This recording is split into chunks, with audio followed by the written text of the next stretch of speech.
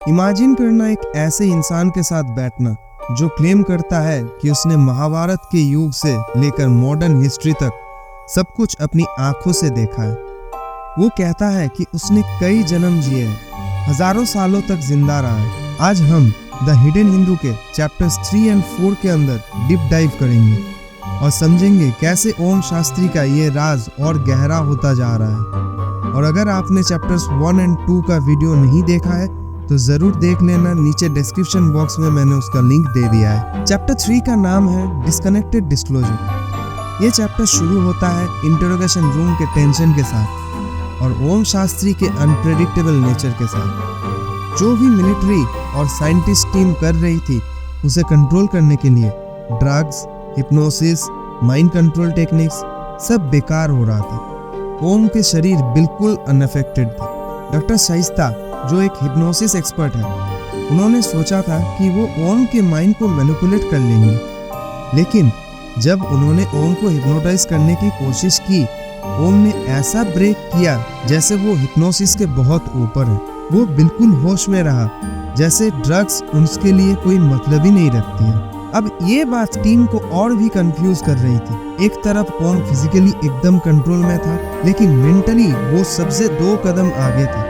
उसका हर जवाब टीम के लिए एक नए राज खोल जा रहा था। और सबसे शॉकिंग बात ये थी कि ओम शास्त्री ने कई जन्म लेने की दावा किया है। ओम ने बताया कि वो महाभारत के समय का विदुर था। विदुर जो हस्तिनापुर का राजा था, जो हर पॉलिटिकल एंड एथिकल डिलेमा में राज परिवार को गाइड करता था। उसके बाद ओम ने बंदा बहादुर का नाम लिया, वो सिख वॉरियर जिन्होंने मुगल एम्पायर के अगेंस्ट फाइट की थी। फिर ओम संजय का जिक्र करता है, जो महाभारत के युद्ध को लाइव नैरेट करता था धृतराष्ट्र को।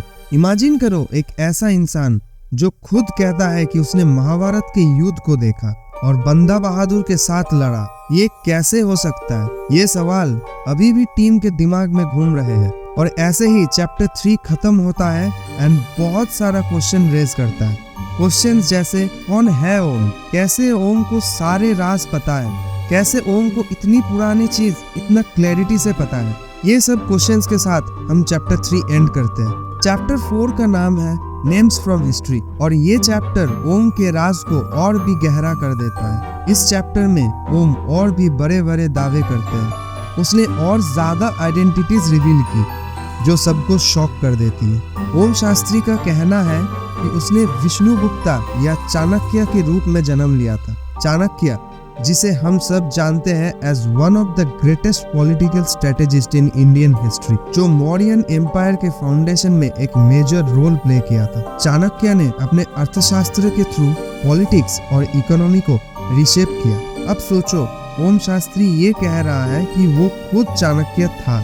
अगर आपको अभी तक वीडियो पसंद आया तो प्लीज वीडियो को लाइक एंड शेयर कर देना एंड चैनल को सब्सक्राइब कर देना, ताकि हम आपके लिए और भी अच्छा कंटेंट बना पाए। फिर ओम शास्त्री एक और आइडेंटिटी के बारे में बात करता है, अश्वत्थामा, महाभारत का वो इमॉर्टल वॉरियर जो अमर होने का श्राप झेल रहा है। अश्वत्थामा को श्राप दिया गया था कि वो कभी नहीं मरेगा और उसे दुनिया में भटकना पड़ेगा। ओम का कहना है कि वो अश्वत्थामा को ढूंढ रहा है। ओम ये भी बोलता है कि अश्वत्थामा को ढूंढने के साथ साथ वो परशुराम को भी ढूंढ रहा है, जो महाभारत में द्रोणाचार्य, भीष्म एंड कर्ण का गुरु था। अब टीम के लिए ये सब समझना मुश्किल होता जा रहा है। एक इंसान जो महाभारत के समय का विदुर था, बंदा बहादुर का साथी था, चाणक्य के रूप में पॉलिटिकल स्ट्रेटेजीज बनाई थी और अश्वत्थामा और परशुराम को ढूंढ रहा है। ये कैसे पॉसिबल हो सकता है? ये बात और भी शॉकिंग हो जाती है जब ओम शास्त्री ये दावा करता है कि सुभाष चंद्र बोस जो एक इंडियन फ्रीडम फाइटर थे, वो अभी भी जिंदा है और वो बोस अश्वत्थामा के रूप में जिंदा है। ये क्लेम इतना वाइल्ड है कि टीम के समझ से बाहर है। तो अब सवाल ये उठता है, क्या ओम शास्त्री जो कह रहा है वो सच है? क्या ये सब लोग सच में अब तक जिंदा है, या ये सिर्फ एक इमेजिनेशन है जो ओम शास्त्री को इतना क्रेडिबल बनाती है? आप अपने थॉट्स कमेंट करके जरूर लिखना। अब थोड़ा सोचते हैं। ओम शास्त्री के दावे एक तरफ अनबिलीवेबल लगते हैं, लेकिन टीम उनके डिटेल्स को इग्नोर नहीं कर पा रही है। ओम का कहना है कि वो अमर है और उसने कई युग और जमानों जिए हैं, लेकिन इतना एक्यूरेट हिस्टोरिकल नॉलेज उसे कैसे पता हो सकता है? कमेंट करके अब जरूर लिखना आप क्या सोचते हो इसके बारे में। और ये तो बस शुरुआत है, आगे ओम शास्त्री और भी शॉकिंग चीजें रिवील किया है। अगले चैप्टर्स में हम और ज्यादा एक्सप्लोर करेंगे उसके पास्ट को और ये समझने की कोशिश करेंगे कि क्या ओम सच में इमोर्टल है या ये सब एक मनगढ़ंत कहानी है। ये सब क्वेश्चंस लेकर हम आज के वीडियो यही एंड कर रहे हैं। हमारे साथ बने रहिए ये सब क्वेश्चंस का जवाब पाने के लिए, क्योंकि हम लोग जब बाकी और चैप्टर्स को अनकवर करेंगे तो ये सब क्वेश्चंस का जवाब हम लोगों को मिल जाएगा। तो अगर आपको ये वीडियो पसंद आया तो लाइक, शेयर और सब्सक्राइब जरूर करें और बेल आइकन को दबाना ना भूलें ताकि अगले एपिसोड का नोटिफिकेशन सबसे पहले आपको मिले। थैंक्स फॉर वॉचिंग और मिलते हैं नेक्स्ट वीडियो पे। Thank you.